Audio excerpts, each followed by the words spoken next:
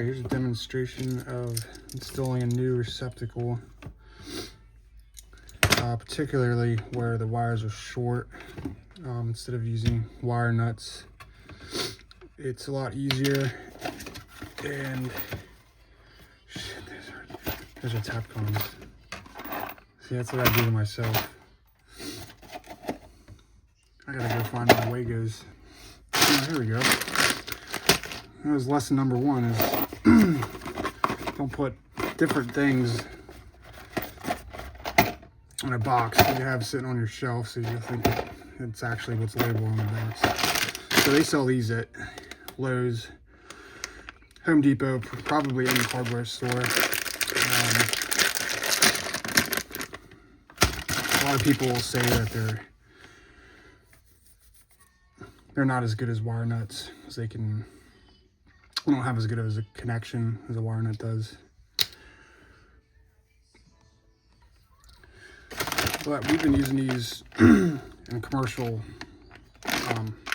construction for the past 8-10 years consistently, and I've never heard of these failing. It's only issues we've had is when they're not properly installed or they're stripped too long, because you strip wire nuts. Whenever you do wire nuts, you strip them long, and then you take this one, let's say it's another wire, and you twist them, and then you eventually cut it off. But with these, you only need to strip about that much. So it's pretty much where that orange is kind of where you want that strip at, and you want it to hit the top, so you're insulated the whole way. The problem with the people is that and you can take these out, that's another thing for these, they actually do have a good connection.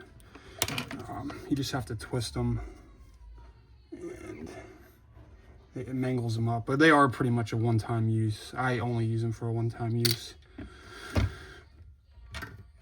So a lot of people strip them, and I have all my tools at work, so I'm not using the correct tools. You need wire strippers to properly do this. It's funny, I'm making a video on how to properly do things, but I'm using the wrong tool.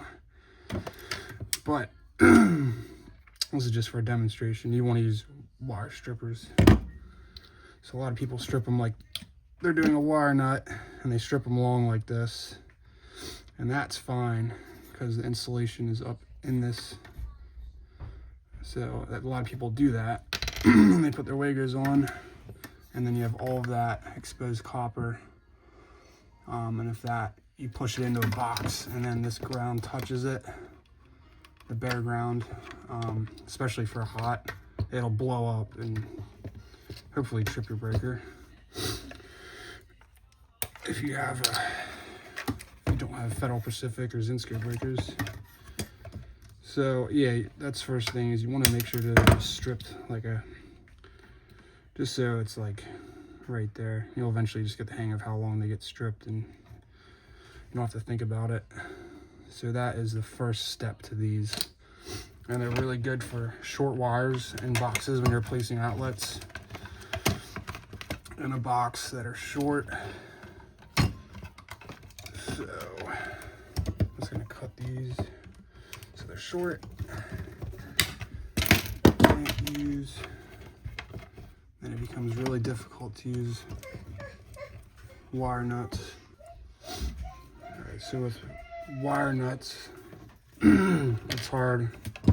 Well, you're always gonna have a challenge stripping it, because you got to get your strippers in there, and so that's the hardest part. But these make everything else easy. So whenever you strip that, using wire strippers, not ducks, you can so wire nut is hard, can be difficult to connect. Let's say the blacks. So it's that, and then you're trying to get your pigtail wire, so you have a third one, and then you're in there, especially if you have bigger hands, you're trying to like twist this, and it's difficult. And there's an easier way where you can trust your connection a lot more, because these, you don't really get them on there, this wire can wrap around this one, and it's not twisting it properly, so you still have a bad connection, which is a big issue for fire hazard and arcing and causing melted outlets. And these are going to be a way easier option, because you know the hardest part is just getting in there to strip it, and then you just push that in, and then there's your black. So the most difficult part, just getting in there to strip it with the correct tool, not dikes. But if you do have dikes, and that'll be a hack for showing you this, you just want to be very light with your pressure and just give it a little twist, and then just pull off. And then you just want to make sure that you're not nicking the wire if you do use dikes. And I do not recommend this at all, but it does work. And if you're in a pinch, you can do that. You just have to be careful and really pay attention to that wire when you're stripping it with these. So this is a lot easier than a wire, and as you can see, you just push it in, and then you can see that it is seated in there properly. You can see the wires, and you can obviously see the strip length is good, and they do tell you on this bag. It does have instructions on removing, and you know, it says 1/2 inch right there. My focus probably isn't good, but one thing I've noticed over the years is that if I would have just read the instructions on things, my life would be a lot easier. It takes me like years to figure out that reading the instructions is actually a good idea. So there's that one. So then your ground, push that in. These can be a little hard to push in. You just have to give it like a little twist. I'm going to try and be able to hold it with your hand, and then just give it a little twist, and that actually went in really easy. So there's that one for ground. So this one for ground. So there's my 2 ground wires, and you can see they're in the whole way. You always, every time you want to make sure it's in. They don't have to be the whole way up, but as long as you can see it, you know, up past that little metal plate. It's like a little metal plate. As long as you see it past that, that means you have that connection that it was designed for. Then your whites. A freaking tight box. It's always a pain. These are a lifesaver though with short wires.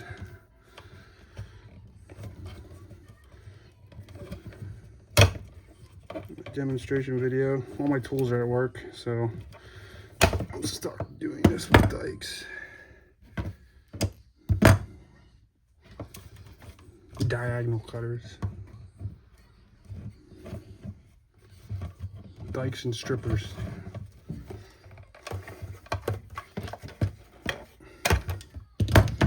Okay.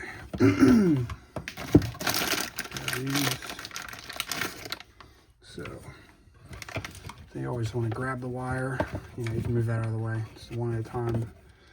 Grab that, and then you can just give it a little twist. Push it in. That's easy. I was struggling earlier because I wasn't doing that. So grab it, twist, yeah, push it in. And you can see maybe that it is in there properly, and they're stripped at the right length, so there's no copper exposed out of this connector. So now, oh, my throat. That was the hardest part right there, is just getting these on there, getting the wire stripped and getting those on. So now you have a properly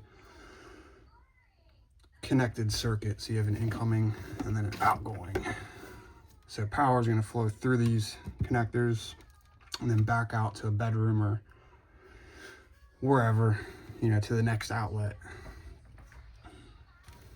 And if you have 3 of them in there, it's just, you just need a 4-port Lego or Ensure. They make 4 ports, 6, 8. I don't know if they go past 8, but most applications just use a 3. If you're a good electrician, you go in and out. You don't T-tap or put 3 wires in. But a lot of times you have to do that regardless. So in and out. And then another part of this is that you need wire, like a 8-inch of black white ground.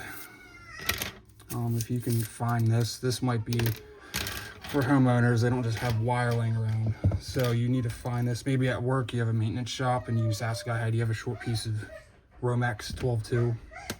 And you need this to do outlets, because a lot of homeowners will have this and they won't be able to, they'll go in, you know, and then out, and that's wrong. You're relying on this little thing, that tab that is designed to break off to flow power through to your bedroom, which if you have computers, plug-in space heaters or whatever, this thing will burn up. You know, especially if the outlet's old, you're going to plug stuff in and out for years, and these little, everything will get loose over time, and they'll spark. And then you have an outlet that's melted and burning, and could be, have disastrous, you know, results from that, catching your house on fire. So this prevents a lot of that, having these connectors. And then just teeing off. If you just think of this, power's flowing through this black wire, and then you're just teeing off. It's a parallel circuit, so power just runs through this wire to the next one, just goes whoop through the bedroom, and then you're just teeing off for your outlet. So this is your outlet, and it's just, you know, and the power comes in and goes to this outlet, but anything downstream, it just flows right past through these Wagos. It doesn't go through this tab, which is, you know, a term you'll hear is pigtail, and that's the concept behind it, is that you're not relying on the tab for it. So there's less issues down the road, where most houses, residential electricians, they do this, and it's wrong. It's not wrong, it's legal, there's no code violation, it's just a better practice to what they call pigtail, you know, and T-tapping, theoretically, you're just teeing off. Okay, so I'll use these as strip wire now. All my tools from my basement that are the correct tools. So we have this. Actually, let's do this first. Let's strip this long. These, you want to just strip them long enough to do a curl on here. And you can always cut some off, so you just want to make it, I don't know, let's say this long, the length of that outlet. And just grab needle nose and do a loop, where your wire strippers have like a loop thing on it, which I never use, but so you just want to loop around that screw. There's your hot. Your hot's always gold, and it's always a smaller one too. The smaller one is always your hot wire with voltage on it. Neutral is always a bigger one with the silver screws, and obviously ground is that one, which goes to there. So there's always, typically there's always one screw that's out, and it's easy to use that one. So you just start that part first, and then I usually go like that. Sometimes there's a spot right here you can kind of fold that wire in like that. And then I always do this. Not everyone does it, but I just feel safer just taking needle nose and then clamping that tight. And you can grab dikes if you're a little long. You can kind of cut that little piece off. I probably wouldn't do that, but just strip it a little bit less and you'll be fine.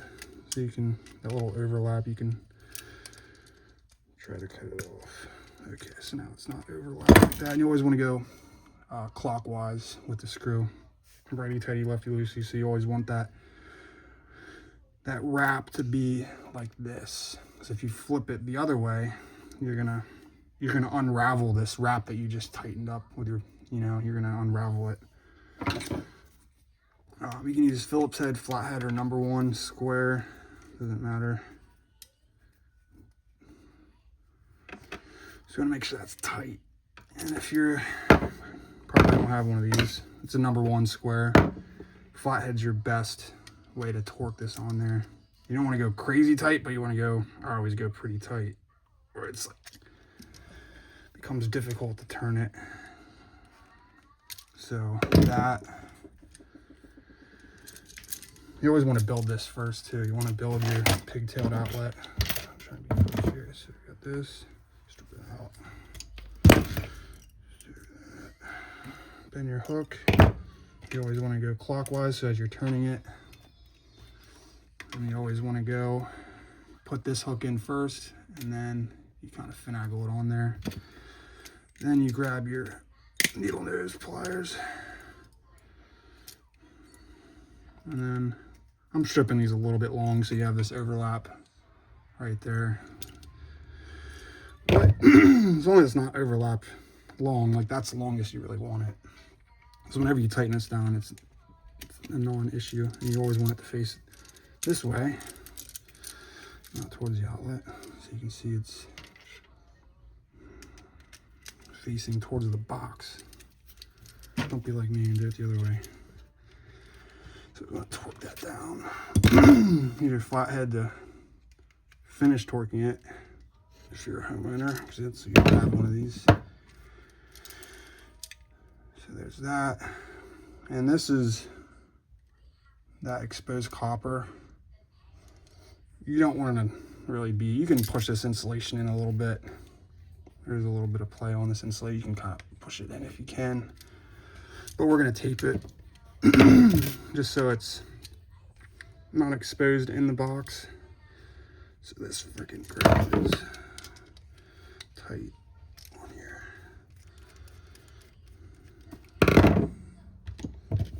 And by code, NEC chapter 2 somewhere. Probably, I think it's chapter 2. I haven't read the code book in a while. But it is required that the ground is always pigtailed. That's not a big deal right now because I'm showing you the right way regardless. Yeah, hot and neutral aren't required by code for this, but the ground actually is required. Well, that's another theoretical video. Okay, well, if you can't get it in there, back your screw out more. And then this loop got screwed up. You want this loop to be, you want it to look kind of like this, but a little bit, yeah, like that. Then you're not struggling with it. You always kind of just want to be a little bit bigger than the screw. And then you always want to start that hook, this part first. It makes it easier. And then you just pop it in. I don't know how many outlets. I've probably done tens of thousands of these over the past like decade. Tens of thousands, I don't know, thousands, a lot. So I'm not just some guy here telling you this that's only done 3 of these. I've done a lot and I've serviced a lot of them. Okay, so there's that. So that is, you can build, if you're doing a bunch of outlets, just build a bunch of these.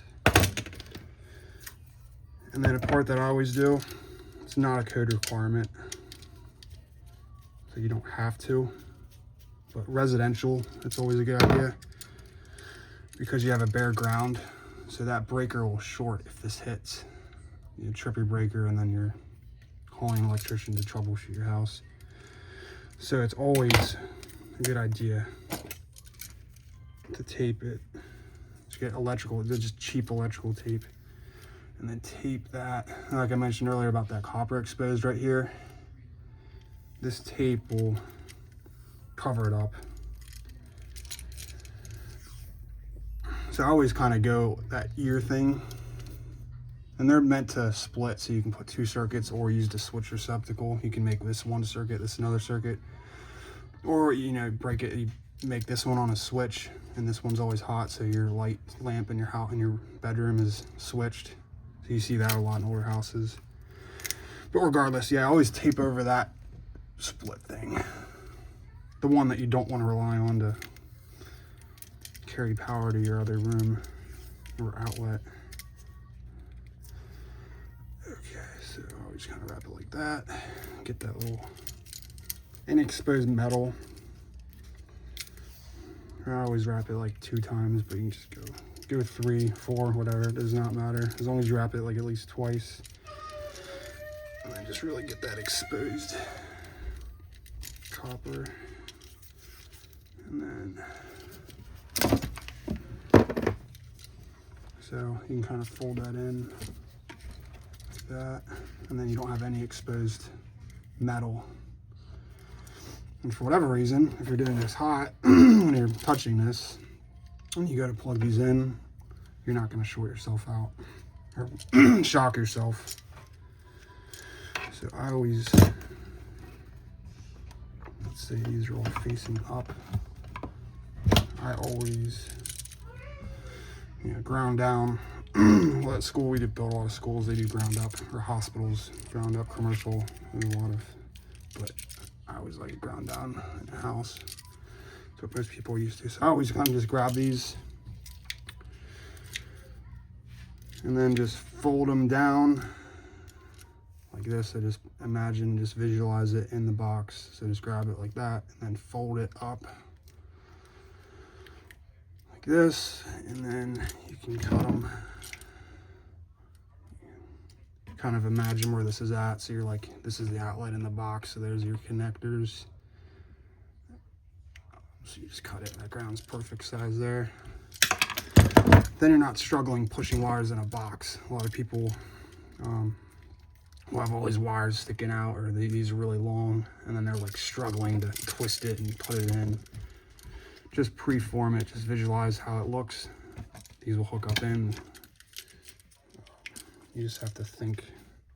A lot of people don't think like a step or 2 ahead when they're doing things. They just think about the moment that they're in.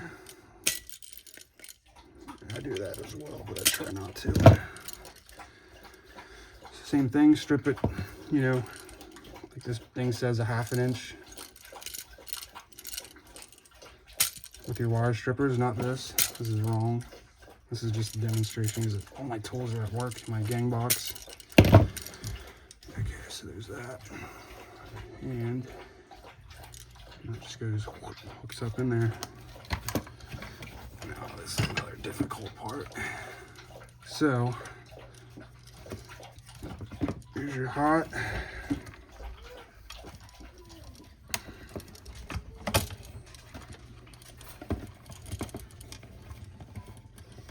And then you can just, it's gonna be a challenge. There's no like great way to do this. It's just grab this connector and I'm just kind of pushing up with my finger on this, the bottom of this loop that I made, this little bend, and then just kind of twisting it and pushing it up. And you can see that worked good. Same thing. This one's a ground. So you can kind of move these wires where you need them.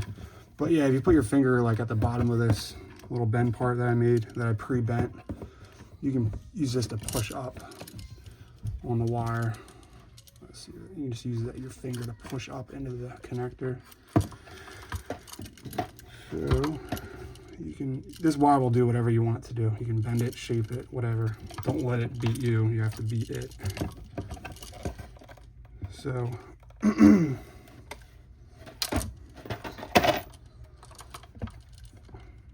there's that. You always want to get it in there. And if you're like at an angle like that, just like I said, you tell that wire what to do. Like, don't let the wire control you.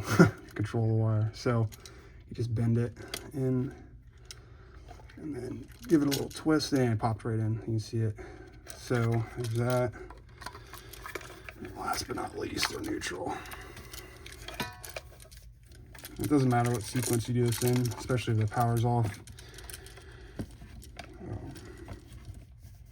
Power's on, maybe do your hot last, so you're not always touching an energized outlet, but it doesn't matter.